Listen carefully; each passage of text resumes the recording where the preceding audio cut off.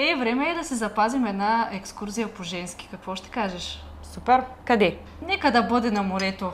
Да съчетаем плажа с почивката. Какво ще кажеш? Идеално. Хайде да разгледаме. Нека този път да запазим Airbnb. Ма защо? Хотелите имат толкова много удобства. Да, но си в една малка тясна стая. Нека да разгледаме малко Airbnb-та. Ще видиш, има страхотни апартаменти, които ще бъдат изцяло за нас, със собствена кухня.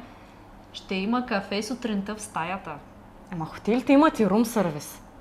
Да, но е скъпо в сравнение с Airbnb. Там всичко ти е под ръка, което ти е необходимо и ще се чувстваме все едно сме вкъщи, а ще си почиваме на морето. А какво правиш, когато се прияде в 3 посред нощ?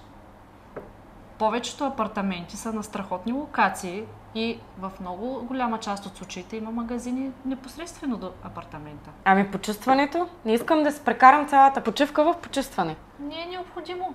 Апартамента ще бъде подготвен за нас, когато отидем и ще го почистят след нас. Ако държим да почистят междувременно, ще си заявим междинно почистване. А и в крайна сметка, предпочитам да не се тревожа, че някой ще влиза в апартамента, докато нас ни няма и да се притеснявам какво се случва с вещите ни. Добре, ами удобствата. Хотелите имат басейни, фитнеси, спа. Можем да си харесаме Airbnb, което е в затворен комплекс с басейн. А не те ли е страх за сигурността? В хотелите има 24/7 охрана. Много от Airbnb-тата всъщност предлагат същата сигурност. Дават ти ключове, има дори сейфове в някои от тях. Голяма част от Airbnb-тата дори имат камери и жива охрана. Хайде стига с този скептицизъм. Ела да ти покажа какви Airbnb-та има. Страхотни са.